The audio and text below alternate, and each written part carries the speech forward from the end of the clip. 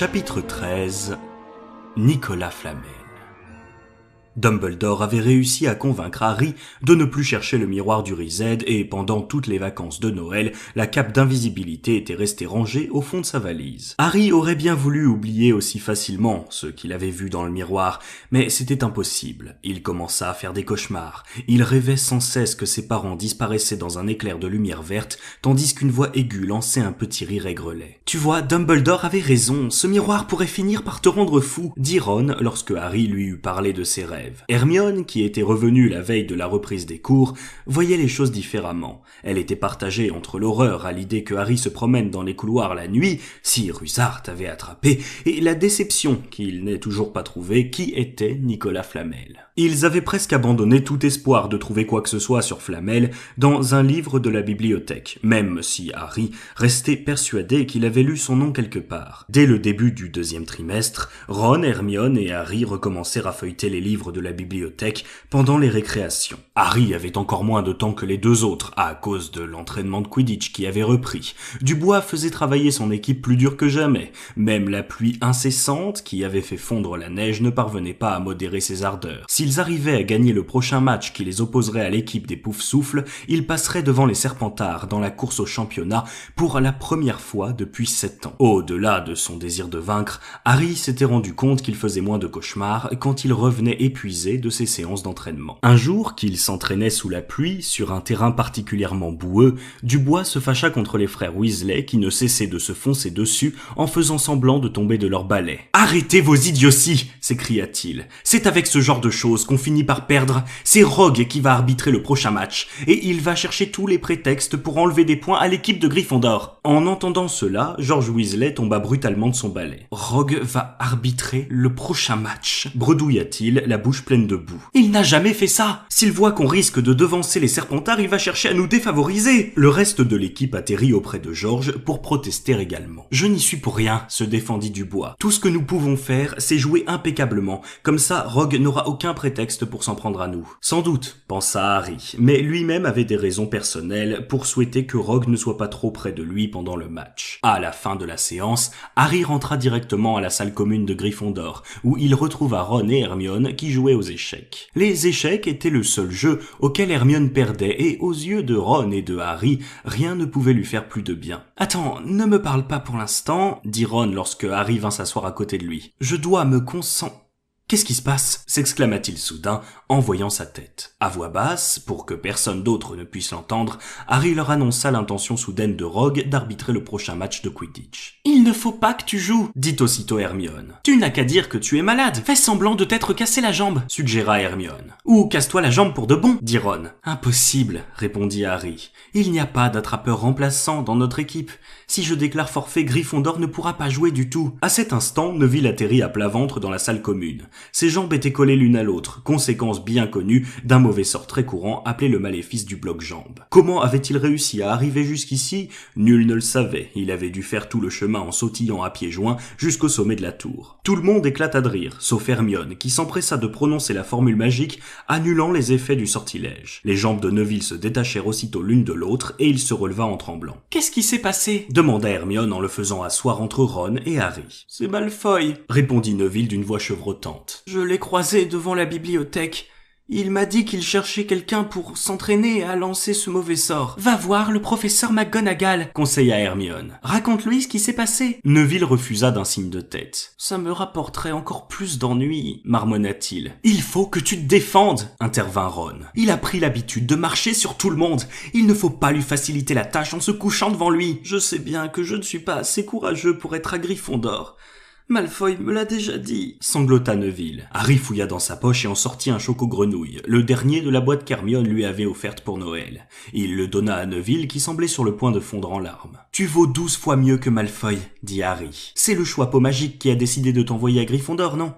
Et Malfoy, où est-il, lui ? Chez ces horribles Serpentards. » Neville eut un pâle sourire. Il enleva le papier du choco-grenouille. « Merci, Harry, dit-il. Je crois que je vais aller me coucher. Tu veux la carte du choco ? Tu en fais collection, je crois. » Neville alla rejoindre le dortoir pendant que Harry jetait un coup d'œil à la carte du Choco-Grenouille. « C'est encore Dumbledore, dit-il. J'étais déjà tombé sur lui la première fois. » Il poussa alors une exclamation en dévorant des yeux ce qui était écrit au dos de la carte. Puis il regarda Ron et Hermione. « Je l'ai trouvé, » murmura-t-il. « J'ai trouvé Flamel. Je vous l'avais dit que j'avais déjà vu son nom quelque part. Je l'ai lu dans le train qui nous a amenés ici. Écoutez ça. Dumbledore s'est notamment rendu célèbre en écrasant en 1945 le mage Grindelwald, de sinistre mémoire. Il travailla en étroite collaboration avec l'alchimiste Nicolas Flamel et on lui doit la découverte des 12 propriétés du sang de dragon. » Hermione se leva d'un bond, l'air aussi surexcité que le jour où on leur avait rendu leur premier devoir. « Attendez-moi ici !» dit-elle avant de se précipiter dans le dortoir des filles. Elle revint quelques instants plus tard, les bras chargés d'un vieux livre énorme. « Je n'avais jamais pensé à regarder là-dedans !» murmura-t-elle avec fébrilité. « J'avais pris ce livre à la bibliothèque il y a déjà un bout de temps pour avoir quelque chose à lire le soir. Tu parles d'un plaisir. Lire un truc comme ça avant de s'endormir, » dit Ron. Mais Hermione lui fit signe de se taire et se mit à feuilleter les pages du livre avec des gestes frénétiques. Au bout d'un moment, elle trouva enfin ce qu'elle cherchait. « Je le savais, on a le droit de dire quelque chose maintenant, » grommela Ron. Mais Hermione ne fit pas attention à lui. « Nicolas Flamel, » murmura-t-elle sur un ton théâtral, « est le seul alchimiste qui ait réussi à fabriquer la pierre philosophale. »« La quoi ?» dirent en chœur Harry et Ron, peu impressionnés. « Vous ne lisez donc jamais rien ? Regardez ça !» Hermione poussa le livre vers eux pour qu'ils puissent lire ce qu'elle leur montrait. Les anciennes recherches alchimiques avaient pour objet de fabriquer la pierre philosophale, une substance légendaire dotée de pouvoirs étonnants. Cette pierre a en effet la propriété de transformer n'importe quel métal en or pur. Elle produit également l'élixir de longue vie qui rend immortel celui qui le boit. Au cours des siècles, de nombreux témoignages ont fait état de la réalité de la pierre philosophale, mais la seule qui existe vraiment de nos jours est l'œuvre de Nicolas Flamel, le célèbre alchimiste et amateur d'opéra qui a célébré récemment son 665e anniversaire et mène une vie paisible dans le Devon en compagnie de son épouse, Pernelle. 658 ans. « Vous avez vu, » dit Hermione, « le chien doit garder la pierre philosophale de Nicolas Flamel. Je parie que c'est Flamel en personne qui a demandé à Dumbledore de la mettre en lieu sûr. Ils sont amis, et comme il savait que quelqu'un allait essayer de la voler, il a voulu l'enlever de Gringotts. Une pierre qui fabrique de l'or et qui te rend immortel. Pas étonnant que Rogue essaie de la voler, dit Harry. N'importe qui la voudrait pour lui tout seul. Et pas étonnant qu'on n'ait rien trouvé sur Nicolas Flamel dans Études des récents progrès de la sorcellerie, dit Ron. Il n'est plus de la toute première jeunesse. S'il a 665 ans. Le lendemain matin, pendant le cours de défense contre les forces du mal, tout en copiant les différentes façons de soigner les morsures de loup-garou, Harry et Ron parlaient toujours de ce qu'ils feraient de la pierre philosophale s'ils en avaient une. Lorsque Ron dit qu'il achèterait une équipe de Quidditch, Harry se souvint brusquement de Rogue et du prochain match. « Je jouerai, » dit-il. « Si je me défile, tous les Serpentards vont penser que j'ai peur d'affronter Rogue. Je vais leur montrer. Ils vont tomber de haut si on gagne. J'espère que ce n'est pas toi qui vas tomber de haut, » soupira Hermione. Pourtant, à mesure que le match approchait, Harry devenait de plus en plus nerveux, en dépit de tout ce qu'il pouvait bien dire à Ron et Hermione. Les autres joueurs de l'équipe n'étaient guère plus sereins. L'idée de l'emporter sur Serpentard pour le championnat les enthousiasmait. Personne n'avait réussi à le faire depuis près de 7 ans. Mais comment pourrait-il y parvenir avec un arbitre aussi partial que Rogue ? Harry se demandait si ce n'était pas un effet de son imagination, mais il semblait toujours tomber sur Rogue partout où il allait. Par moments, il se demandait même si Rogue ne le suivait pas pour essayer de le surprendre seul. Rogue était si odieux avec lui que les cours de potions étaient devenus un cauchemar hebdomadaire. Rogue savait-il qu'ils étaient au courant de la pierre philosophale ? Harry ne voyait pas comment il aurait pu faire pour le découvrir, mais parfois il avait l'abominable impression que Rogue lisait dans les pensées. Lorsque, dans l'après-midi du lendemain, ils lui souhaitèrent bonne chance à l'entrée des vestiaires, Harry savait que Ron et Hermione se demandaient s'ils le reverraient jamais vivant. Ce n'était pas une impression très réconfortante, et Harry entendit à peine le discours d'encouragement que Dubois prononça pendant que les joueurs de Gryffondor se préparaient à entrer sur le terrain. Ron et Hermione avaient trouvé une place à côté de Neville qui ne comprenait pas pourquoi ils avaient la mine si sombre, ni pour quelle raison ils avaient cru utile d'apporter leur baguette magique pendant le match. Harry ne savait pas que Ron et Hermione s'étaient entraînés en secret à jeter le sortilège du bloc-jambe. Ils avaient emprunté l'idée à Malfoy et comptaient bien s'en servir contre Rogue s'il manifestait la moindre intention de s'en prendre à Harry. « N'oublie pas, la formule, c'est Locomotor Mortis. Mortis, murmura Hermione. Je le sais bien, répliqua sèchement Ron. Ne commence pas à m'agacer. Dans les vestiaires, Dubois avait pris Harry à part. Je ne voudrais pas te mettre la pression, Potter, dit-il, mais on aurait vraiment besoin d'attraper le vif d'or le plus vite possible. Il faut arriver à terminer le match avant que Rogue ait eu le temps de favoriser les Poufsouffles. Toute l'école est là, annonça Fred Weasley en jetant un coup d'œil par la porte. Même... nom d'un chaudron, Dumbledore en personne est venu assister au match. Harry sentit son cœur faire un saut périlleux dans sa poitrine. Dumbledore, s'exclama-t-il en se précipitant vers la porte pour vérifier par lui-même. Fred avait raison, il reconnut aussitôt la barbe argentée. Harry en ressentit un tel soulagement qu'il faillit éclater de rire. Il n'avait plus rien à craindre à présent. Rogue n'oserait jamais lui faire du tort sous les yeux de Dumbledore. C'était peut-être pour ça que Rogue avait l'air si furieux lorsque les deux équipes pénétrèrent sur le terrain. Ron aussi l'avait remarqué. « Je n'ai jamais vu Rogue avec un regard aussi mauvais, dit-il à Hermione. « Ah, ça y est, le match commence. Aïe !» Quelqu'un venait de le frapper derrière la tête. C'était Malfoy. « Désolé, Weasley, dit-il. Je ne t'avais pas vu. » Malfoy adressa un large sourire à Crabbe et à Goyle. « Je me demande combien de temps Potter va réussir à rester sur son balai, reprit-il. « Quelqu'un veut parier ? À ton avis, Weasley ?» Ron ne répondit pas. Rogue venait d'accorder un penalty à l'équipe de Poufsouffle parce que George Weasley avait renvoyé un cognard dans sa direction. Hermione, les doigts croisés, regardait fixement Harry qui tournoyait comme un faucon au-dessus du terrain à la recherche du vif d'or. « Vous savez comment ils choisissent leurs joueurs dans l'équipe de Gryffondor ?» dit Malfoy alors que Rogue accordait au Poufsouffle un nouveau penalty tout aussi injustifié. « Ils vont chercher les gens qui leur font pitié. Par exemple, ils ont pris Potter parce qu'il n'a pas de parents, les Weasley parce qu'ils n'ont pas d'argent, et ils vont sûrement prendre Neville Londubat parce qu'il n'a pas de cerveau. » Neville devint écarlate et se retourna pour faire face à Malfoy. « Je vaux 12 fois mieux que toi, Malfoy, balbutia-t-il. Malfoy, Crabbe et Goyle éclatèrent d'un rire tonitruant. « Bien dit, Neville, approuva Ron sans quitter le match des yeux. Si le cerveau était en or, tu serais encore plus pauvre que Weasley, ce qui n'est pas peu dire, lança Malfoy. Ron était si inquiet pour Harry qu'il avait les nerfs à vif. « Je te préviens, Malfoy, dit-il. Un mot de plus, et... »« Ron !» s'exclama Hermione. « Harry, quoi ? Où ?» Harry avait amorcé une spectaculaire descente en piqué, qui avait provoqué des exclamations angoissées et des cris d'enthousiasme parmi la foule.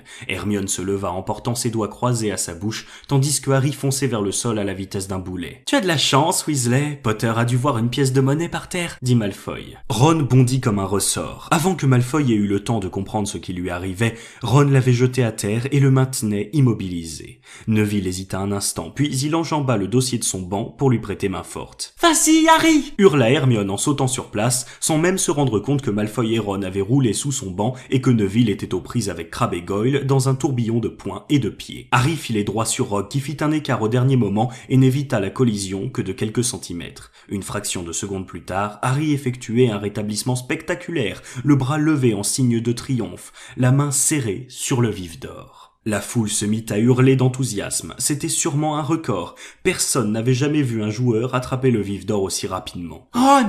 Ron! Où es-tu? Le match est fini. Harry a gagné. On a gagné. Gryffondor prend la tête du championnat !» hurla Hermione en dansant sur son banc et en serrant dans ses bras quiconque se trouvait à sa portée. Harry sauta de son balai. Il n'arrivait pas à y croire. Il avait réussi. Le match avait à peine duré 5 minutes. Tandis que les supporters de Gryffondor envahissaient le terrain, il vit Rogue atterrir à proximité, le teint livide, les lèvres serrées. Harry sentit alors une main se poser sur son épaule. Il se retourna et vit Dumbledore qui lui souriait. « Bien joué !» dit-il à voix basse pour que personne d'autre que Harry ne puisse l'entendre. « Je suis content de voir que tu as chassé ce miroir de ta tête. Tu as continué à travailler.